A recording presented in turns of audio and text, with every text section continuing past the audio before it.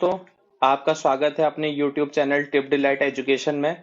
आज इस वीडियो में हम वित्त आयोग के बारे में जानेंगे, साथ ही 15वें वित्त आयोग की अंतरिम रिपोर्ट के बारे में जानेंगे और उसका 14वें वित्त आयोग की रिपोर्ट के साथ कंपैरिजन करेंगे। आइए दोस्तों, इस वीडियो को शुरू करते हैं।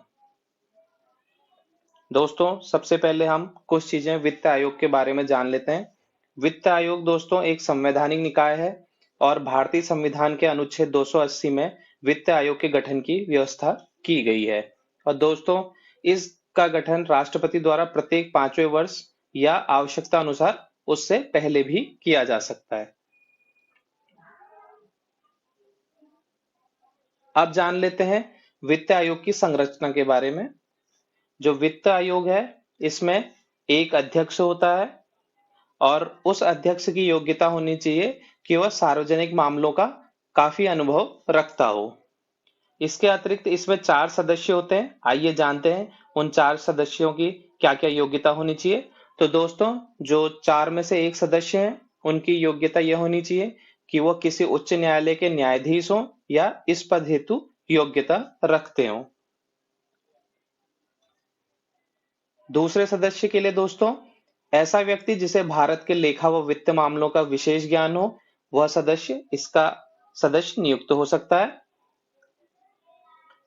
अन्य सदस्य में दोस्तों, ऐसा सदस्य जिसे प्रशासन और वित्तीय मामलों का व्यापक अनुभव हो।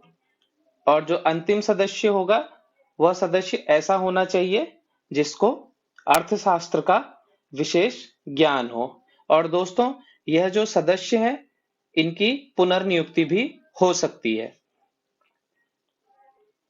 आइए दोस्तों, इसके कार्यकलापों के बारे में और इसका जो कार्य क्षेत्र है उसके बारे में जानते हैं।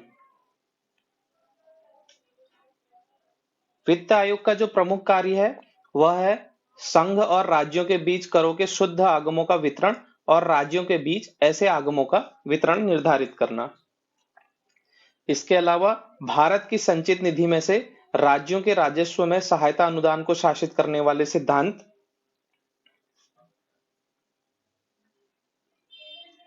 राज्य वित्त आयोग द्वारा की गई सिफारिशों के आधार पर राज्य में नगरपालिकाओं और पंचायतों के संसाधनों की अनुपूर्ति के लिए राज्य की संचित निधि के संवर्धन के लिए आवश्यक उपाय।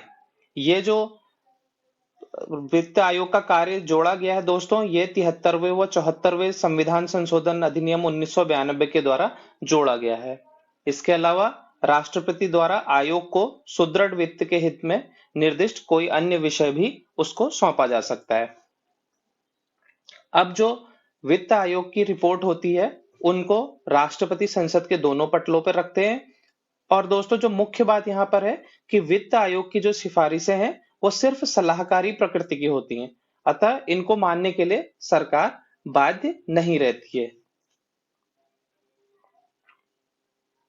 अब आइए जानते हैं 15वें वित्त आयोग की 2020-21 के लिए अंतरिम प्रमुख सिफारिशें क्या हैं। अब दोस्तों, जो 15वें वित्त आयोग के अध्यक्ष थे वो श्री NK सिंह थे। ये भी एक महत्वपूर्ण प्रश्न है, ये आने वाले कई परीक्षाओं में पूछा जा सकता है और पहले भी पूछा गया है। यह जो रिपोर्ट है या प्रतिवेदन है वह केवल वर्ष 2020-21 के लिए, अर्थात 1 अप्रैल 2021 से 31 मार्च 2026 तक, और जो इसके अतिरिक्त 4 वर्ष की अवधि है उसकी अंतिम रिपोर्ट 30 अक्टूबर 2020 तक सौंपा जाना ऐसा प्रस्तावित है। इसकी जो प्रमुख बात है दोस्तों, विभाजनीय केंद्रीय करों में जो राज्यों के हिस्से का निर्धारण है उसके लिए सिर्फ 2011 की जनगणना के आंकड़ों को प्रयुक्त किया गया, जबकि जो इससे पुरानी रिपोर्ट थी 14वें वित्त आयोग की, उसमें 1971 की जनगणना को भी इसमें लिया गया था। साथ ही जिन राज्यों ने जनसंख्या नियंत्रण में अच्छी उपलब्धि हासिल की है, उनके हितों की रक्षा के लिए कुल प्रजनन दर अर्थात टोटल फर्टिलिटी रेट को जननांकीय उपलब्धि के रूप में शामिल कर एक नया मानदंड यहाँ पर प्रयुक्त किया गया है 15वें वित्त आयोग की अंतरिम रिपोर्ट में।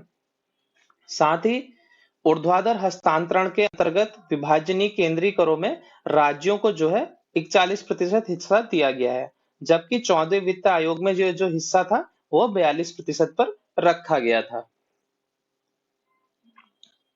अब आइए जान लेते हैं आगे की रिपोर्ट।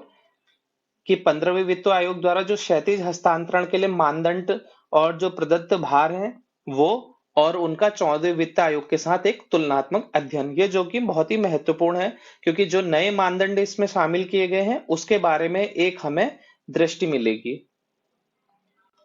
ये देखिए दोस्तों, जो 14वां वित्त आयोग था उसमें 1971 की जनगणना को भी एक मानक रखा गया था, एक मानदंड रखा गया था, और 17.50 जो है उसका प्रदत्त भार था। और जो जनसंख्या जनगणना थी 2011 की, उसको 10% उसमें भार दिया गया था, जबकि 15वें वित्त आयोग में सिर्फ 2011 की जनसंख्या को लिया गया है, उसी को आधार बनाया गया और 15% उसको प्रदत्त भार है।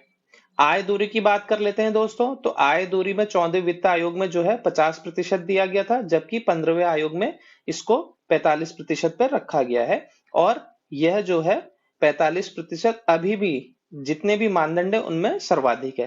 राज्य के क्षेत्रफल के हिसाब से जो प्रदत्त भार है वो 15% है।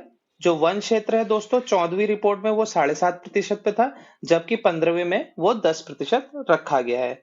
और दोस्तों, जैसा कि हमने पुरानी स्लाइड में अभी बताया था कि जननांकीय उपलब्धि के रूप में एक नई मानदंड को इस्तेमाल किया गया है, तो देखिए यहाँ पे देख सकते हैं कि 14वें वित्त आयोग में उसका जो प्रदत्त भार था वो 0 था, जबकि 15वें वित्त आयोग में 12.5% उसको प्रदत्त भार है। कर प्रयास के क्षेत्र में देखिए 14वें वित्त आयोग में यह अनुपस्थित था, वहां पर कुछ भी इसमें नहीं दिया गया था, जबकि 15वें वित्त आयोग में 2.50% को यहाँ पर रखा गया है। तो दोस्तों, यहाँ पर महत्वपूर्ण प्रश्न ये बन जाते हैं कि जननांकीय उपलब्धि में कितना प्रतिशत दिया गया है, कर प्रयास में कितना प्रदत्त भार है। ये दोनों नए मानदंड यहाँ पर लिए गए हैं 15वें वित्त आयोग द्वारा अंतरिम अपनी रिपोर्ट में। तो यह बहुत ही महत्वपूर्ण है, इनको कृपया याद कर लें, क्योंकि आने वाले परीक्षा प्रश्न पत्रों में बहुत महत्वपूर्ण हो सकते हैं। साथ ही कि जनसंख्या जो 1971 की थी उसको 15वें वित्त आयोग द्वारा कंसीडर नहीं किया गया, सिर्फ जनसंख्या 2011 के जो आंकड़े थे जनगणना 2011 के, उन्हीं को क्षैतिज हस्तांतरण के लिए मानदंड के रूप में प्रयुक्त किया गया है।